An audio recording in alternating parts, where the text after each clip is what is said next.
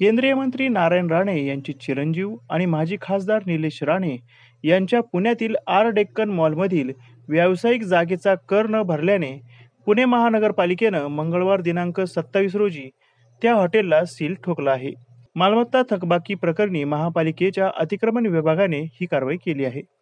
तब्बल 3,77,53,हजार रुपयांची थकबाकी होती.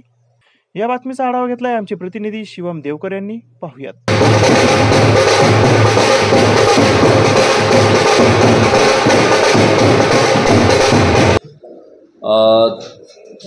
नमस्कार, मी माधव जगताप. पुणे शहरामध्ये जवळपास 5,000 कोटीच्या आसपास थकबाकी की जी वसूल होण्यासारखी आहे ती वसूल करण्याची मोहीम ही मोठ्या प्रमाणात सुरू करण्यात आलेली आहे. आणि यामध्ये जवळपास आत्तापर्यंत 1983 कोटी एवढी वसूल हा आता शहरामध्ये झालेला आहे. आपण पाहतोय की गेले जवळपास 8-10 दिवसामध्ये देखील वसुलीचं प्रमाण हे मोठ्या प्रमाणात आहे. त्याचबरोबर जप्तीचं प्रमाण देखील वाढवण्यात आलेलं आहे. काल देखील आपण डेक्कन मॉल या ठिकाणी आर डेक्कन म्हणून एक मिळकत आहे आणि त्या ठिकाणी देखील वसुलीची कारवाई करण्यात आलेली आहे. या अनुषंगाने त्यांचा 3,77,00,000चा जो काही कर आहे तो भरला न गेल्यामुळे ती मिळकत ही सील करण्यात आलेली आहे. यापैकी फर्स्ट फ्लोअरचा जो टॅक्स आहे तो त्यांनी भरलेला होता, परंतु वरचे जे मजले आहेत त्याचा टॅक्स न भरल्याने ती मिळकत ही सील करण्यात आलेली आहे.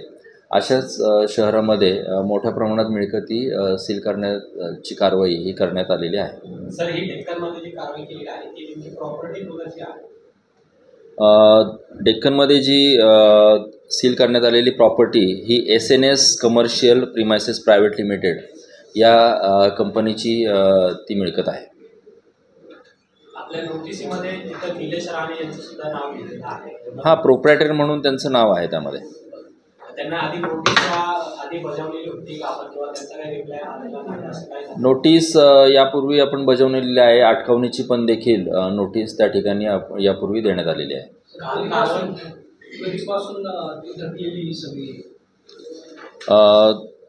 साधारण 3 वर्षापासून ही रक्कम थकीत आहे आणि त्या अनुषंगाने ती जप्तीची कारवाई करण्यात आलेली आहे. सर, तुमची पद्धत जी आहे आता ही नवीन पद्धत तुम्ही काढलेली आहे, तर त्याच्यावर थोडी टीका होण्याची शक्यता आहे. तुमचं काय म्हणते?